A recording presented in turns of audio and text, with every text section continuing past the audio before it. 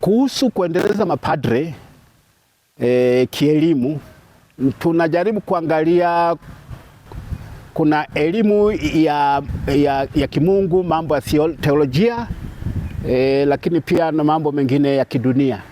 Sisi tunajaribu toka askofu wa kwanza kulikuwa na taratibu hiyo, na hata askofu aliyefuata alifanya kazi hiyo sana kuhakikisha baadhi ya mapadre wanasoma kwa ajili ya mambo ya elimu na huduma zingine, mambo ya afya, na wengine wanasoma kwa ajili ya pengine kufundisha katika seminari kuu mahali popote katika nchi yetu na mahali pengine, ili kuchangia mchango wa jimbo katika uendeshaji wa seminari na kusaidia malezi ya waseminari mapadre wa kesho. Kwa hivyo katika jimbo letu tunaendelea na mkakati huo. Tuna mapadre mpaka sasa ambao wako kwenye vyuo mbalimbali nje na ndani ya nchi, ambao wengine wanasoma kwa ajili ya mambo ya kimungu, lakini wengine wanasoma mambo ya dunia, ambao wanasomea mambo ya health administration, mambo ya utawala wa mambo ya huduma za afya. Tunafikiri tunahitaji wako nje wanasoma, alafu wapo wengine wanasomea mambo ya ualimu, anachukua labda physics, chemistry with education, kwa nia kwamba wakirudi waweze kusaidia katika seminari zetu, lakini pia katika shule zingine ambazo zinamilikiwa na jimbo. Kwa hiyo tunajitahidi kuwaelimisha kwa mapadre. Ndio mkakati kila mwaka walau kupata mapadre wawili, ingawa sio rahisi sana kwa sababu dai la mapadre maparokiani ni kubwa. Ukienda kila mahali wanasema baba, tunataka na sisi mapadre wawili watatu. Sasa jimbo lenye parokia 60 na mapadre wanaofanya kazi ndani ya jimbo ni 90 tu. Na wengine tayari wako kwenye taasisi mbalimbali ndani na nje ya jimbo. Sio rahisi kila mwaka kupata mapadre wengi kwenda kusoma, lakini tunajitahidi kila inapowezekana kuwaendeleza mapadre wetu. Lakini pia tuna semina ambazo zinawajumuisha mapadre wote. Tunawita wataalamu wanakuja kueleza jambo fulani linahusiana na pengine maisha ya kiroho kwa mapadre, lakini pia na mambo mengine ya kijamii. Kwa hiyo tuna kawaida kila mwaka tuna siku ambayo tunakuwa na semina fulani, tunawaita mapadre na wataalamu fulani wanatuelekeza mambo fulani. Kwa mfano mara mwisho mwaka jana tumekuwa na semina juu ya uongozi, namna gani kuongoza parokia, paroko afanye nini, vitu gani, sera za uongozi na vitu vingine vingi. Tulikuwa na wataalamu wetu waliweza kutueleza vizuri, na mapadre waliridhika.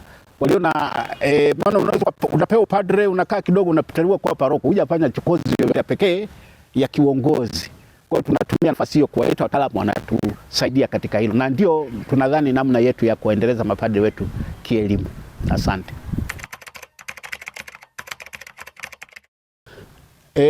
Kuna vyama ambavyo viko hai sana, kuna vingine kidogo havijawa hai sana. Vilivyo hai kwa hapa jimboni ni hasa kwa umoja wa wanawake wa Katoliki kwa WATA, alafu umoja wa wanakwaya kwa kata wako hai sana, alafu umoja wa vijana unaitwa Uvikanjo.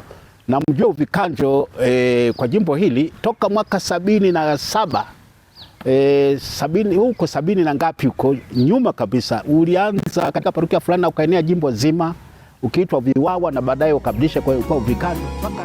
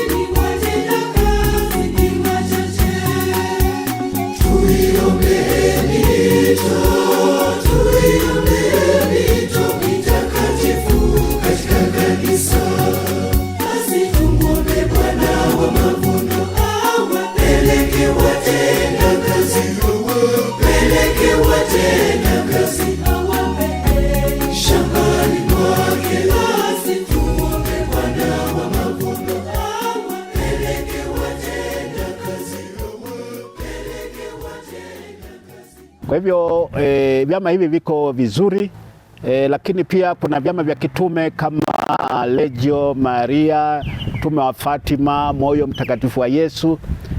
Hivi viko vizuri sana, vinaendelea vizuri, na mwaka huu wameonyesha wazi, wamekwenda kwenye hija, kila watu walichagua hija wakaenda kusali kama chama cha kitume.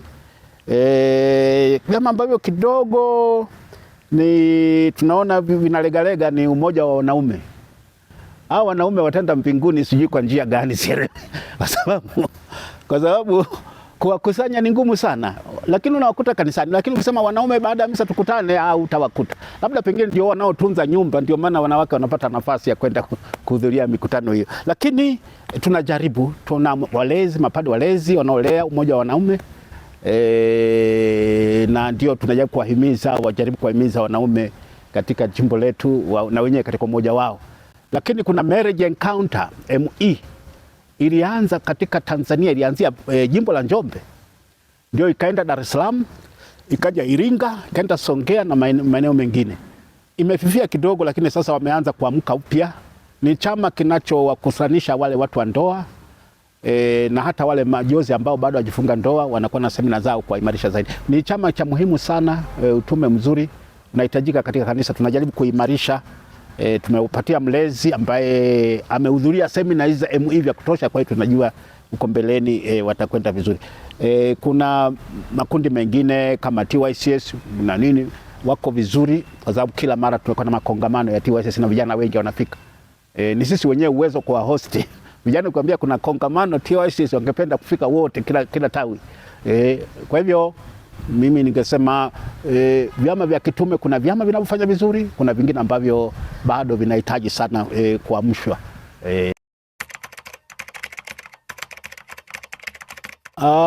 Ninadhani kama tulivyoanza, siri ya mafanikio ya vyama hivi inatokana na tulivyosema awali, misingi ya imani iliyojengwa na misionari. Kwa hiyo chama chochote kinasukumwa na imani.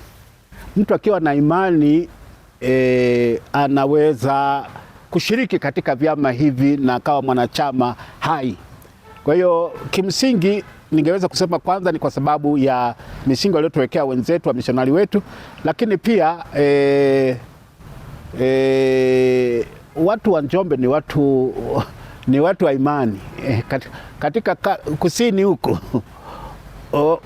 watu wa Njombe ni watu wa imani. Ni watu wa imani sana.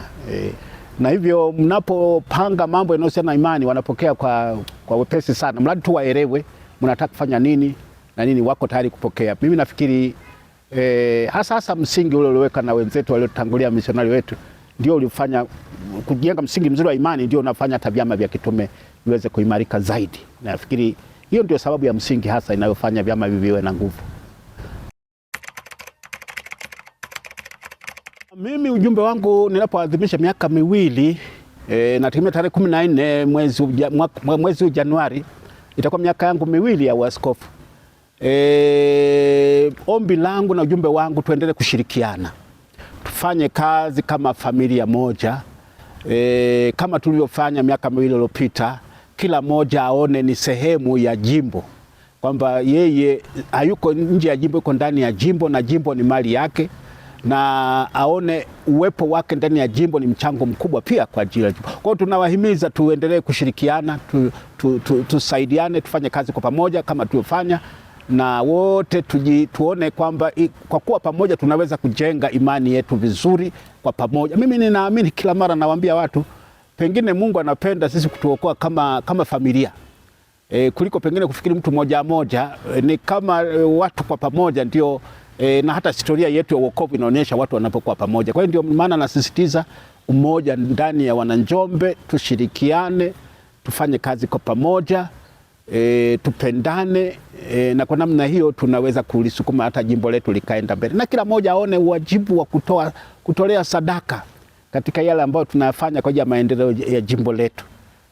Mchango wa kila mmoja kiweka tofali lake katika kulijenga jimbo, mimi na uhakika jimbo hili tutaliweka mahali pazuri, na linaweza kuwa katika mahali pazuri kama wenzetu waliokuwa wameanzisha jimbo hili.